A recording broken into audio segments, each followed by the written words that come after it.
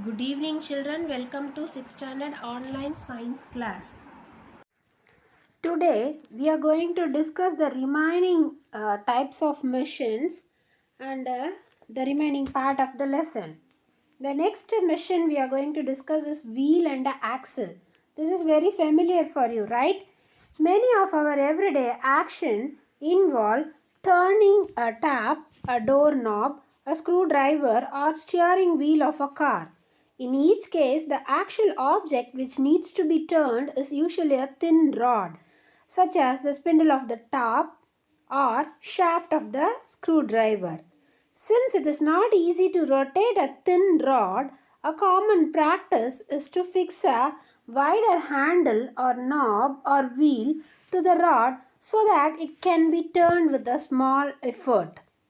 Okay. Similar, look at the picture. The thin rod is attached to a handle, no? In that way. Such an arrangement is called a wheel and axle. So this arrangement is called as wheel and axle. The thin rod which needs to be turned is called axle. So this is the axle. This has to be turned, isn't it? And the wider object fixed to the axle on which we apply force is called the wheel. In many cases, the wheel is not actually circular in shape. For example, the handle of a bicycle.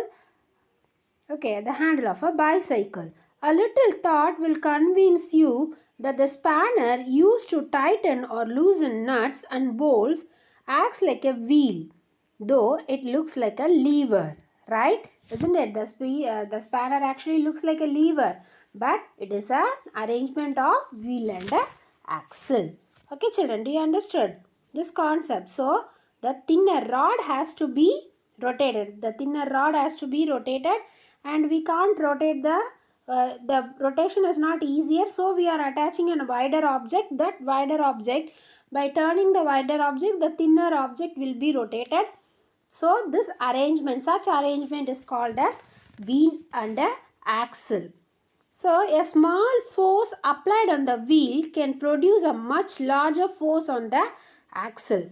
The wheel and axle arrangement can also be used to magnify movement. In vehicles, for example, the effort that turns the axle produces a much larger movement of the wheel, isn't it? In vehicles and all, the wheel turns, so it makes the axle to turn, and the movement of the movement of the vehicle is based on this wheel and axle. Did you understood this, children? Hope you so. Okay, now the next machine is pulley. A pulley is a wheel or disc which can rotate freely about its axle. A string or rope over the pulley fits into a slight depression along its limbs. One end of the string is attached to the load, the effort is applied at the other end. The advantage is that the point at which the effort is applied and the direction in which the force is applied can be made convenient. So remember that pulley merely changes the direction in which force has to be applied and it does not magnify the force.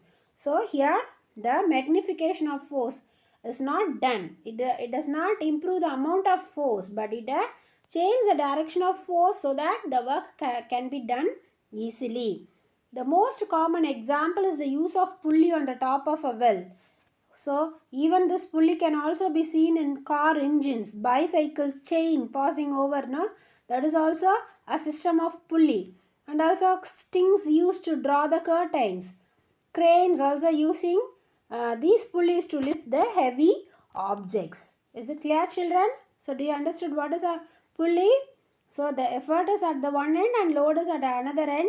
So this by applying the force on one direction, the load is lifted in the other direction. The force is applied in the downward direction and the load is lifted in the upward direction, isn't it? So that is the principle of pulley.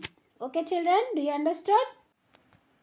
Okay, so far we have discussed the different types of machines. What are all they? Lever, what else? A lever, uh, uh, inclined plane, and then wedges, screw, wheel and axle, pulley. So totally 6 types of machines we have discussed, no? So what are the mechanical advantage of these machines? The machines actually do not work. They just makes the things easier by allowing us to exert less force. Instead of applying a heavy force, these machines make us or help us to give less work, and by giving less work we can complete the work, so that we can less force we can complete the work, and this is given by the by these machines. Okay, so the application of force that the machine helps us achieve is called its mechanical advantage. In other words, the mechanical advantage of a machine is the ratio of the load to the effort. So what is mechanical advantage? It's the ratio of the load to the effort. Mechanical advantage MA equal to load L by effort E. The work done is the same on the two sides or arms. Load into distance moved by load arm equal to effort into distance moved by effort arm. Load into load arm equal to effort arm. That is, mechanical advantage is equal to load L by effort E. That is equal to distance moved by effort arm by distance moved by load arm. So this is the formula of mechanical advantage. You have to memorize this. Okay, mechanical advantage equal to load by effort. Load by effort. So as this mechanical advantage is the ratio of two similar physical quantities, it has no unit. Not at all machines multiply force. Okay, all machines will not multiply force. As we have already discussed, some helps us gain speed. Okay, some helps us to gain the speed. Inclined planes make us to climb easily, right? And what about the screw? The screw, less force is magnified, as developed into huge force so that it can easily get into the objects. And in the case of pulley, the direction of the force is changed, isn't it? So all the machines will not magnify the force alone, but it also helps us to gain speed. And while others merely change the direction of force, we have to apply the mechanical advantage. Tells of machines tells us what the machine does. Okay, the mechanical advantage will tell you what the machine will do for us.